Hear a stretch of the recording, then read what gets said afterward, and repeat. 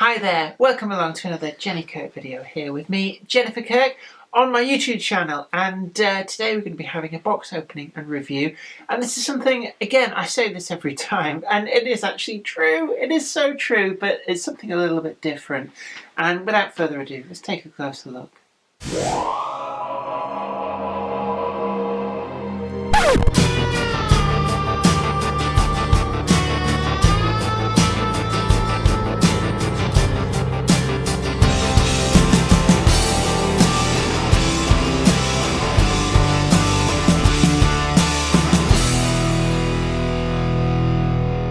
Well, what we've actually got here is one of the brand new resin buildings that have come from Oxford Rail, and this has been released under the branding of, well, what else but Oxford Structures.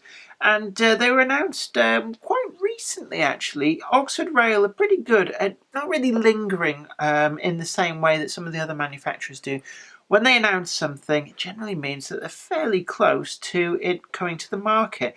And I saw these in the shop and I thought that actually it would be a really good idea to pick up one of these and give you guys a closer look. So I picked myself out this Great Western Railway signal box, and I want to see really just how it compares to what I've seen from both the Hornby Scaledale but also the Bachmann Scenecraft ranges, which unfortunately, as you all know, have become quite expensive in price in recent years with the price rises that have been feeding through. So this particular item, I think the RRP is just a shade under £25, which is potentially pretty good value. But what we're going to do is we're going to open this up and we're going to see, is this really value for money? Have Oxford Rail managed to deliver the goods with this? So just looking on here actually to see if there's catalogue. Yes, actually there is.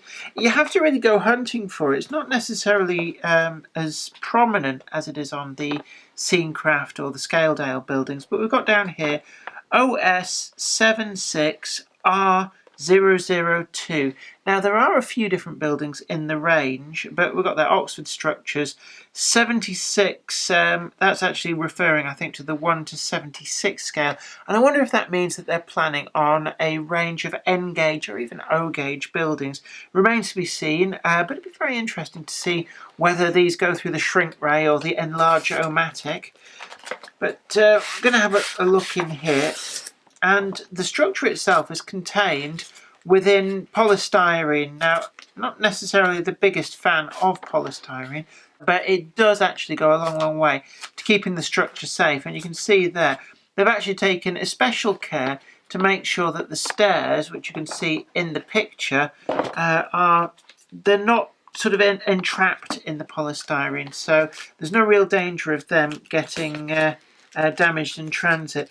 It has been pretty well wrapped in sellotape, and I'm thinking that I need something to cut through this. So we're going to pause for a moment whilst I send my lovely assistant for a knife or something, just to slit through that sellotape on there.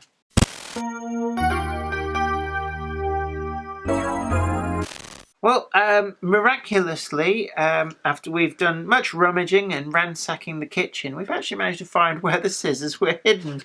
And we're going to just slit our way through here. Actually, it comes apart fairly easily. So I'm just going to do one side, and then that keeps the packaging almost like in a hinge.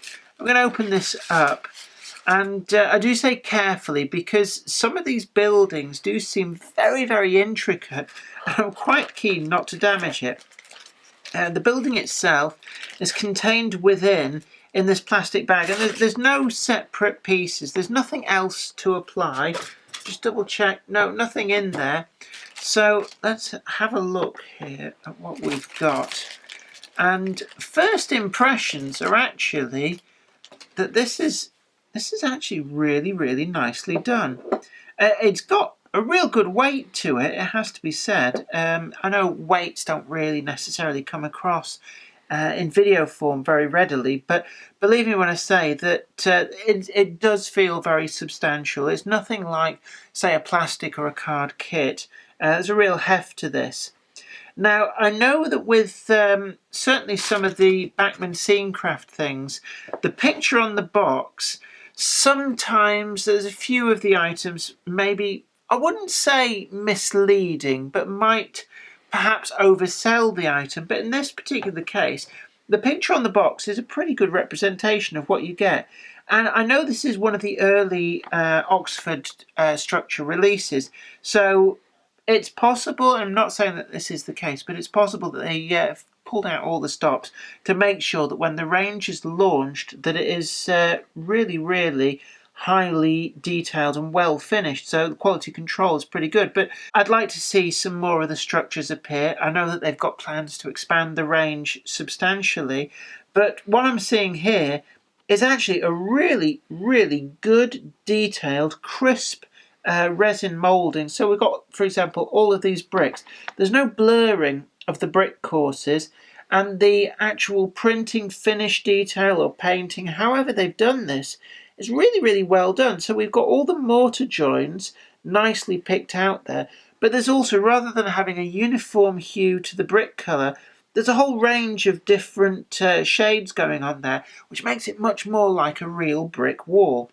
The colour finishes are also well chosen, so nothing sort of sticks out as being an overly glossy or overly unrealistic colour. And it's something that I've talked about a little bit with the finish on some of the model railway items from various manufacturers, that sometimes you've got to be careful in model form with the colours that you choose, because if you use exactly the same colour that is on the real thing, it doesn't necessarily look right in model form. But with this, they very, very carefully picked what seemed to be slightly washed out colours, slightly satiny feel to what would in real life be a more glossy colour, and it actually works really, really well. So, for example, the woodwork looks somewhat weather beaten, and the demarcation as well between the sort of the cream colour and the rest of the wooden detail that's picked out there is actually quite crisp. It doesn't look like it's been daubed on quickly on a production line. It really does look like it's been pretty accurately done. And even right through into the apex there, it's really crisply done. A lot of this stuff I think must be separately applied, but I'm actually struggling to see the joins. I mean, this is really, really well done. I mean, the steps themselves, I can see that they are glued on, but they are pretty well glued on. They fit really well, and you have to go looking for that join. But in terms of other things, I think the finials and the stovepipes on there, they are separately applied, but things like the barge boards do appear to be integral to the moulding. I'm looking around here again. Yeah, the door, it's very difficult to tell there. In fact, I think, yeah, on very, very close inspection, there is a slight join just up there. And it must be a limitation of how they make these, that this entire end bit is a separate moulding that is then glued on. But it is so well done. You wouldn't know really to look at it. The only giveaway is on close inspection, that line there. And a lot of thought has gone into this, because on the other side, I'm really struggling actually to see any joins. There is a bit of a join in the roof, but it doesn't look out of place. I'm really, really pleased with this. It has actually exceeded my expectations, and for the price, this is really good value for money. The windows in there, they're separately applied, and they're sort of they are clear glazing, but they've got almost like, I'm wondering if it's something like a brass etch, a painted brass etch that has been glued over a solid sort of clear coat in there. It's very difficult to tell, but they are firmly attached. They're not flimsy in any way. And then I'm looking at this drain pipe on the back, and there is actually an air gap through there. I'm just trying to see, is that a separately glued on piece? No, it isn't.